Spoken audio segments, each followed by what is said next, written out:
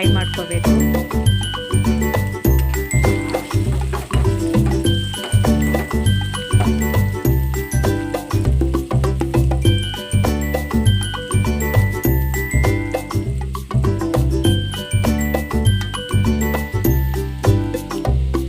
Fry ಆದ ನಂತರ ಅರಿಶಿನ ಹಾಕೋಬೇಕು.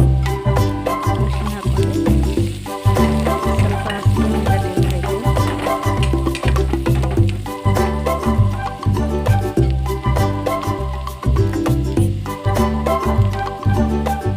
ನಂತರ ಕಟ್ ಮಾಡಿ ತೊಳೆದಿಟ್ಟಿರೋ ಮೆಂತ್ಯ ಸೊಪ್ಪು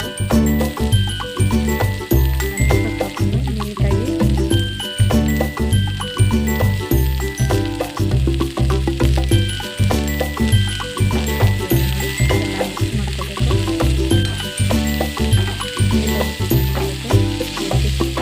ಎಣ್ಣೆಯಲ್ಲಿ ಕರ್ದು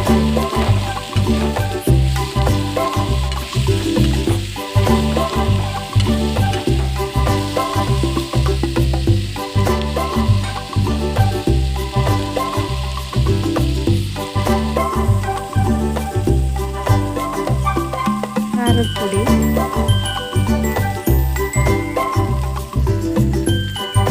ರುಚಿಗೆ ತಕ್ಕಷ್ಟು ಉಪ್ಪು, ಶೇಂಗಾ ಪೌಡ್ರು ಮಿಕ್ಸ್ ಮಾಡ್ಕೋಬೇಕು. ಇವಾಗ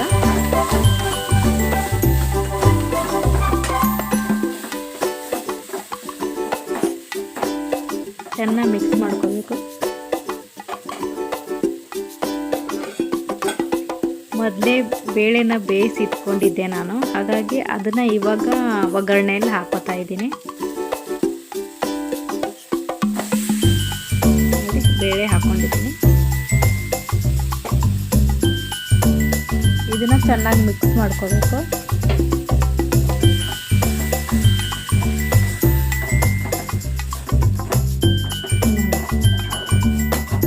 ಹೀಗೆ ಮಿಕ್ಸ್ ಮಾಡ್ಕೋಬೇಕು.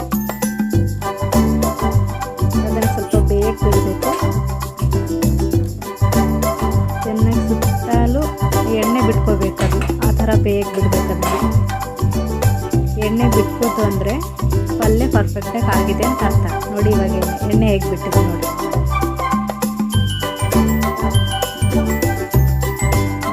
ಇವಾಗ ಪಲ್ಯ ಆಗಿದೆ, ಪರ್ಫೆಕ್ಟಾಗಿ ಆಗಿದೆ. ನಮ್ಮ ವಿಡಿಯೋ ಇಷ್ಟ ಆದಲ್ಲಿ ಲೈಕ್ ಮಾಡಿ, ಶೇರ್ ಮಾಡಿ, ಸಬ್ಸ್ಕ್ರೈಬ್ ಮಾಡೋದನ್ನು ಮರಿಬೇಡಿ. Thank you for watching.